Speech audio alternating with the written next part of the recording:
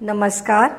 आज हम बनाएंगे दीपावली की खास मिठाई अनरसे की गोली, पारंपरिक स्वाद और उसी पारंपरिक तरीके से। तो बनाना शुरू करते हैं। हमने 2 कप चावल पानी में भिगोकर ले लिए हैं। चावल सॉफ्ट वाले लेने हैं, खीर में यूज किए जाते हैं वो चावल लेने हैं। इसके लिए बासमती चावल नहीं लेने। चावलों को धोया और पानी में भिगो दिया। ये चावल हमने 3 दिन 3 रात भिगोए हैं, यानी कि 72 घंटे भिगोए हैं। हर 24 घंटे में इनका पानी बदल दिया है।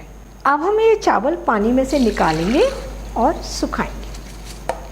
ये पानी निकाल दिया। एक बार और हम साफ पानी इसमें डालकर इन्हें धो लेंगे।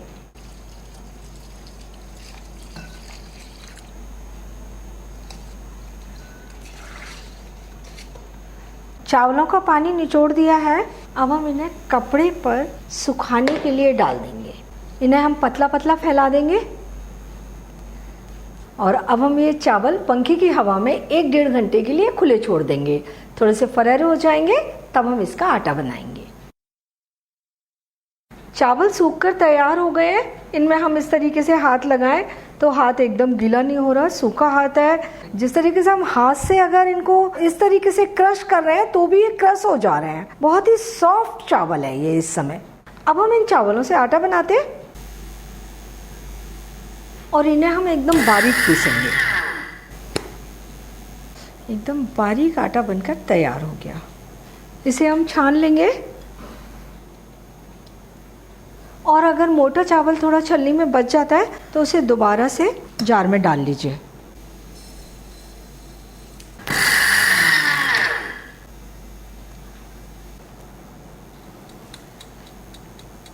अब हम डो बनाएंगे तो आटा नाप कर ले लेते हैं।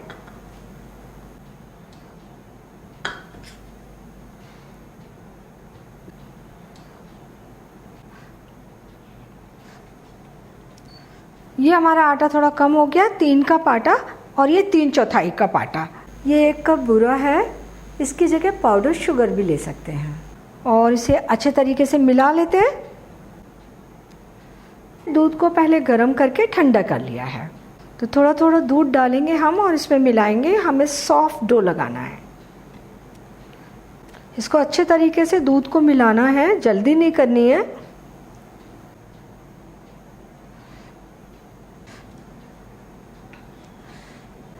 ये हमने डो बना लिया।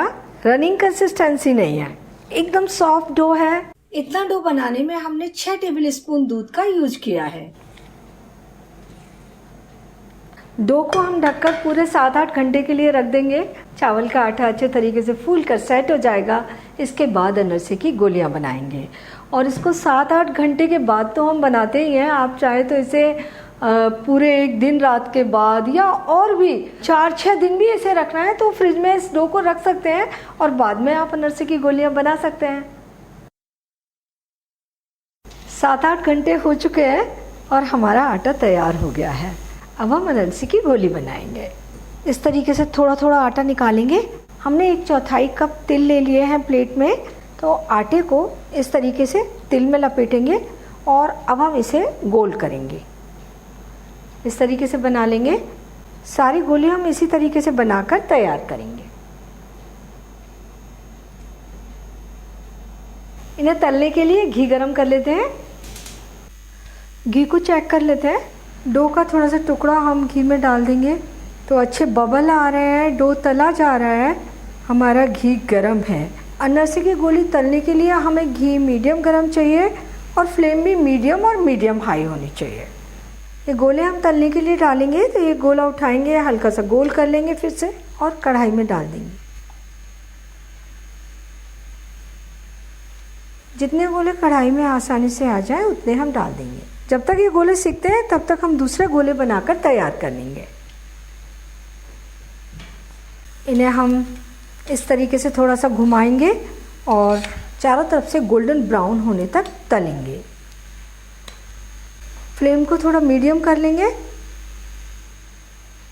अनरसे की गोलियां अच्छी गोल्डन ब्राउन सिक गई हैं। इन्हें हम निकाल लेते हैं और सारी गोलियां इसी तरीके से तलकर तैयार करेंगे।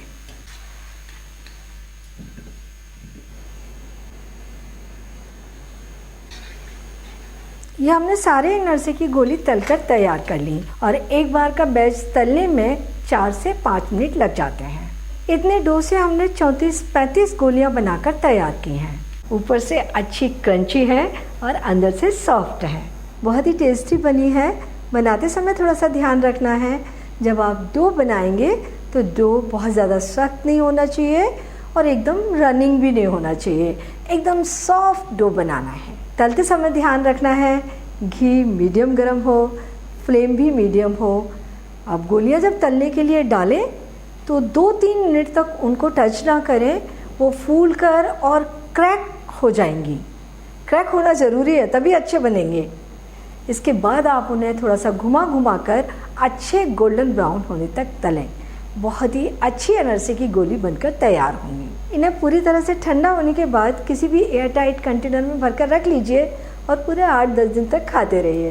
तो आप इन्हें बनाइए, खाइए और अपने अनुभव nishamadhalika.com पर शेयर कीजिए। एक बार फिर मिलते हैं एक नई रेसिपी के साथ और मेरे चैनल को सब्सक्राइब जरूर कीजिए।